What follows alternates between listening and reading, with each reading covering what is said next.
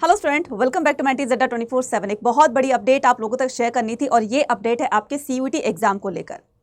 CBSE की तरह इस बार एनटीए ने भी अपने यूजी पीजी एग्जाम के लिए बहुत सारे चेंजेस किए गए हैं। अब वो चेंजेस कौन कौन से हैं वो सारी चीज़ें मैं आपको बताऊंगी इस वीडियो के अंदर, तो वीडियो को लास्ट जरूर देखिएगा। और अगर चैनल पर नए तो चैनल को सब्सक्राइब जरूर कीजिएगा, क्योंकि चाहे वो आपके बोर्ड एग्जाम से रिलेटेड कोई भी इन्फॉर्मेशन हो, चाहे वो सीयूटी से रिलेटेड कोई भी इन्फॉर्मेशन हो, सबसे पहले आपको इसी चैनल पर दी जाती है। इसलिए चैनल को सब्सक्राइब करना मत भूलिएगा और इस वीडियो को ज़्यादा से ज़्यादा अपने नियर डियर तक शेयर कर दीजिएगा ताकि उनको भी एग्जाम से पहले की सारी चीज़ें, ये सारे चेंजेस उनको पता चल सके और आप बिना किसी कंफ्यूजन के आप अपने एग्जाम में जा सकें। जान लेते पूरी इंफॉर्मेशन क्या है। तो पूरी इंफॉर्मेशन जानने के लिए मैं आपको ये आर्टिकल दिखाना चाहती हूं। ठीक है, यहां पर 12वीं के बाद किसी भी सब्जेक्ट में दे सकेंगे सीयूटी यूजी 5 पेपर का मिलेगा ऑप्शन। पहला तो गुड न्यूज ये है कि आपका जो सीयूटी का एग्जाम है, तो अब वो क्लास 12th के स्टूडेंट, चाहे वो आपके कॉमर्स के हैं चाहे वो आर्ट्स के हैं, तो अब वो भी क्या कर सकेंगे, किसी भी दूसरे सब्जेक्ट में एग्जाम दे सकेंगे। मैडम ये कैसे पॉसिबल हो सकता है? सारी जानकारी आपको यहां पर दी गई है कि 12वीं के बाद किसी भी सब्जेक्ट में दे सकेंगे सीयूईटी यूजी का एग्जाम। मतलब आप 12वीं का एग्जाम दे चुके हो, तो अब जब आप सीयूटी का एग्जाम देंगे तो किसी भी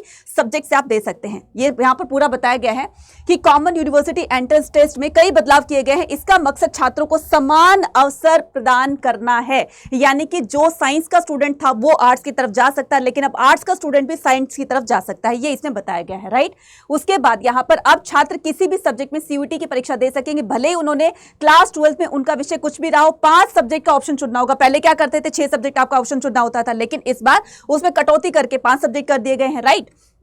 सभी स्टूडेंट को सारे क्वेश्चन जरूरी होंगे। अब क्या होता था कि आपके जो क्वेश्चंस होते थे तो उसमें आपको 40 क्वेश्चंस अटेम्प्ट करने होते थे। 50 क्वेश्चन में थे तो 50 टोटल होते थे, जिसमें से आपको 40 अटेम्प्ट करने होते थे। 10 क्वेश्चन स्किप करने का आपके पास राइट होता था, लेकिन इस बार बताया गया है कि सारे क्वेश्चंस आपको सॉल्व करने होंगे। ठीक है, सबको पेपर हल करने के लिए 1 घंटे का समय दिया जाएगा। ठीक है, पहले क्या होता था, 40 क्वेश्चन सॉल्व करने के लिए 45 मिनट्स दी जाती थी, लेकिन अब उसको क्रॉस करके 60 मिनट यानी कि आपको पूरा का पूरा 1 आवर दिया जाएगा। क्लियर है ये बात? ठीक है, उसके बाद इसके अलावा सब्जेक्ट की संख्या कम की गई है, राइट। तो सब्जेक्ट की संख्या पहले 6 होती थी, तो इस बार 5 कर दी गई है।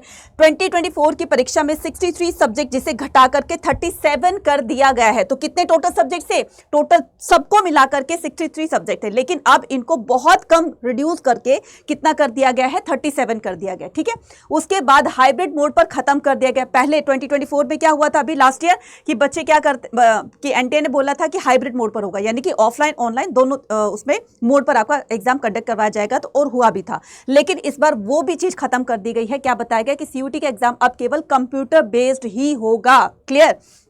नाउ यूजीसी के चेयरपर्सन मिस्टर जगदीश कुमार जी ने बताया कि सीयूईटी यूजी के क्वेश्चन पेपर में मिलने वाली चॉइस को खत्म कर दिया गया है, यानी कि अब सभी स्टूडेंट को एक जैसा क्वेश्चन पेपर ही मिलेगा, राइट। क्लियर है?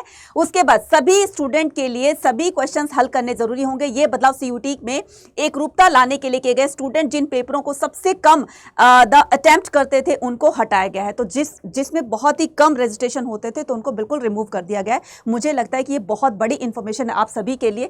ठीक है, सीयूटी पीजी का पेपर 90 मिनट का होगा। अब ये पीजी वालों के लिए है, आप तो यूजी का एग्जाम दोगे ना, तो ये पीजी वालों के, तो पीजी वालों के लिए भी टाइमिंग को लेकर के बताया गया है कि 90 मिनट्स का एग्जाम होगा। ठीक है, और इस तरीके से इसमें भी चेंजेस किए गए। यह भी कंप्यूटर बेस्ड होगा। इसमें 157 विषयों में से 26 संस्कृत आचार्य सहित के लिए पेपर होगा। कुल 75 सवाल दिए जाएंगे और सभी का जवाब देना होगा। कोई चॉइस नहीं होगी। हर पेपर 300 नंबर का होगा।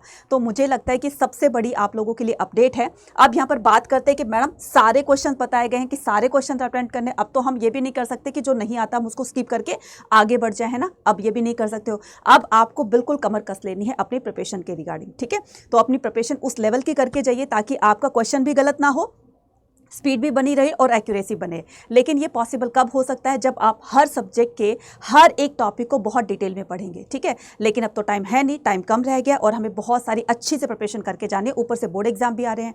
तो उसके लिए एक सोल्यूशन है आपके पास, है ना। उसके लिए एक सोल्यूशन है। तो आपका सोल्यूशन क्या है कि आप अड्डा 24/7 के किसको डेल्टा बैच को ज्वाइन कर सकते हैं या महा पैक को ज्वाइन कर सकते हैं, जिसमें आपको हर एक सब्जेक्ट की डिटेल में एक्सप्लेनेशन दी जाती है और साथ साथ में आपको सारे क्वेश्चन वैसे ही करवाए जाएंगे जैसे आपके उसमें सीयूईटी प्लस बोर्ड एग्जाम में आएंगे। तो अगर आप आर्ट्स के हो, कॉमर्स के हो, साइंस को, वटेवर जो भी स्ट्रीम है आप लोगों की, ठीक है, अगर आपके अदर स्टूडेंट किसी अदर स्ट्रीम से हैं तो आप उनको भी बता सकते हो। ये रहा आपका डेल्टा बैच। आप क्या करेंगे, साइंस वालों के लिए भी साइंस का डेल्टा बैच है, कॉमर्स वालों के लिए डेल्टा बैच है और ह्यूमैनिटीज वालों के लिए डेल्टा बैच है। अब ये कोर्स कितने का पड़ रहा है, जिसमें आपको 2 एग्जाम क्लियर कराए जा रहे हैं, बोर्ड एग्जाम प्लस आपका सीयूटी, क्योंकि टाइम कम है, 2 एग्जाम बड़े बड़े आपको क्रैक करने हैं। दोनों एग्जाम की प्रिपरेशन यहाँ पर करवाई जा रही है। बाय नाउ पे क्लिक करने के बाद यहाँ पर कूपन कोड पूछेगा क्या, Y489, right, Y489 coupon code आपको लगाना है यहाँ पर मैक्सिमम डिस्काउंट पाने के लिए।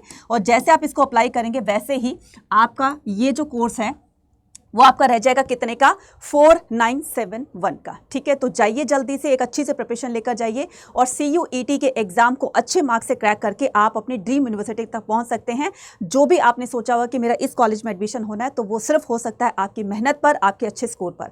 अच्छा स्कोर पाने के लिए आप यहाँ पर हमारे साथ आ सकते हैं, एक अच्छी सी डिटेल ले जा सकते हैं, अच्छी से अंडरस्टैंड ले जा सकते हैं। ठीक है, जहाँ पर आपको अच्छे मार्क्स की पूरी उम्मीद मिल सकती है अपने CUET के एग्जाम को क्रैक करके ड्रीम यूनिवर्सिटी में पहुंचने की। ठीक है, मिलते हैं अपनी नेक्स्ट अपडेट के साथ। Till then take care, bye bye to everyone.